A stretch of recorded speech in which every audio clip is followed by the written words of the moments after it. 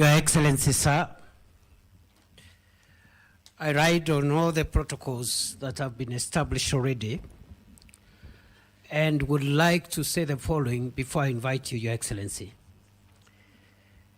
That on a moment like this one, 5 things, at least for me, ran through my mind. The first is on the 16th anniversary of celebrating the constitution that we established for ourselves to guide the creation of a modern Kenya.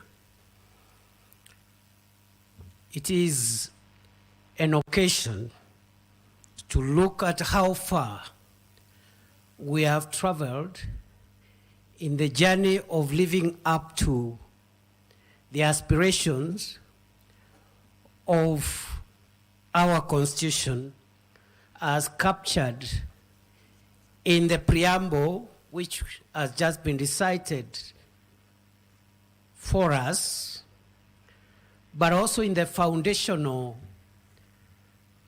articles of the Constitution that form the bedrock upon which our constitutional architecture is raised. These foundational articles define Kenya as a democratic multi-party state.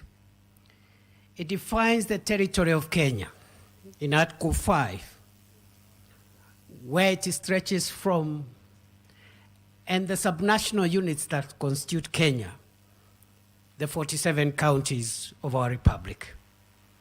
It defines us as a multicultural, multi-ethnic, multiracial, multi-religious society determined to live together as one sovereign, indivisible nation. Your Excellency, it is a good time for us to reflect on how far we have advanced our sovereignty and the sovereignty of the people of Kenya, how far we have kept the unity of our nation, and how far we've traveled in forging tolerance and finding strength as a nation in our diversity. The second item, or the second theme that runs through my reflection on a day like this as a citizen of Kenya is how far, again, in those 16 years, Your Excellency, we have been able to perfect our vertical relationships. Looking at the Constitution, a relationship is envisaged between those who act on behalf of the state and the people.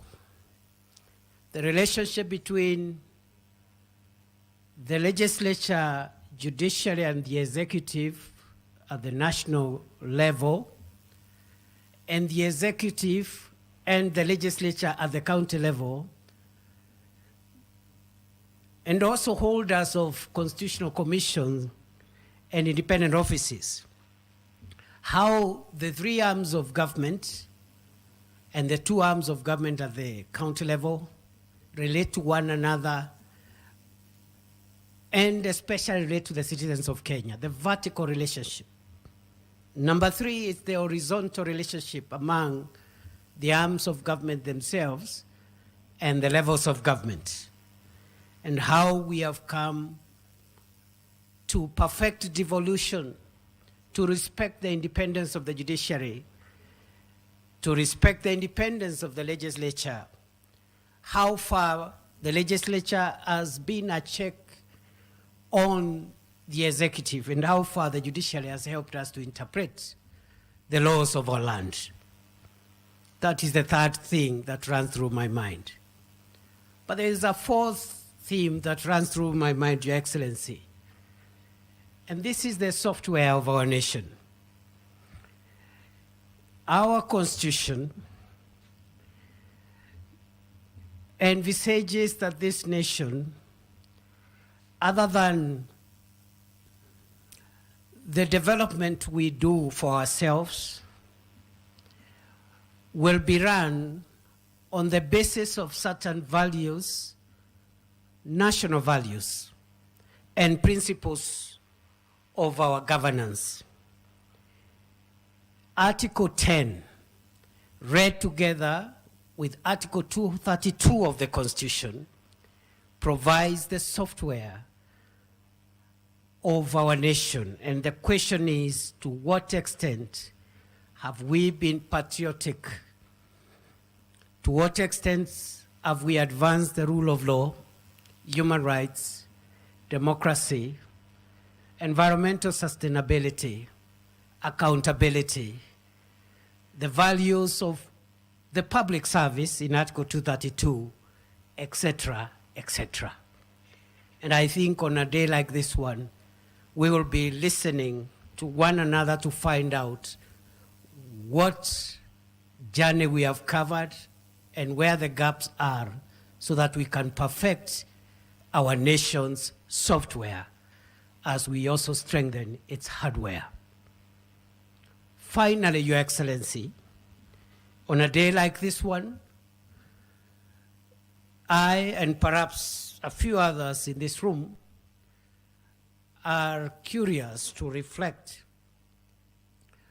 on the 16 years that we have taken to advance the requirements of the two legs on which our country and our democracy is founded.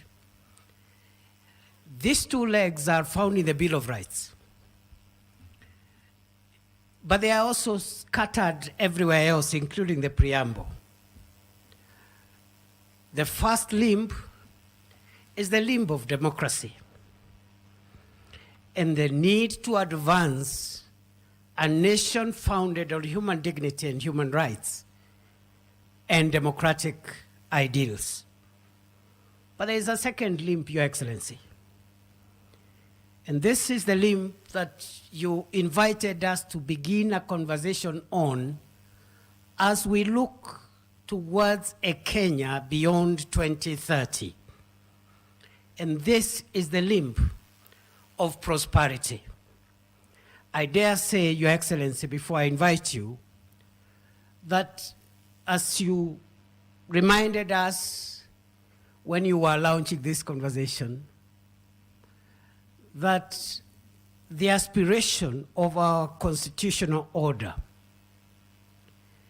is very much about democracy, but it's also very much about creating wealth for the citizens of Kenya, empowering the citizens, and realizing the aspects of the Bill of Rights that give dignity and empowerment to the citizen, creating a wealthy, healthy Kenya.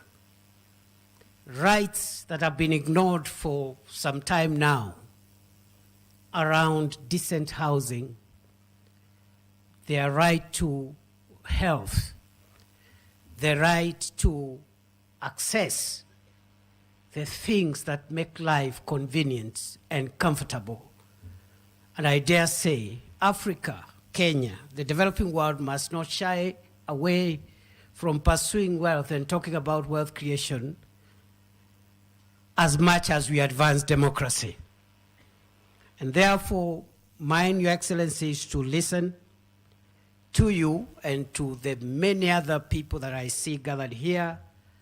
I see the fathers of our Constitution present here. I see the children of our Constitution right here. And because we have a long morning ahead of us, and because also I see many people who are much more qualified on the matters of today's discussion than I am, I want to stop there and request that we be upstanding and invite His Excellency the President to set the tone for this meeting. Thank you very much, Mr. President. Speak to the nation.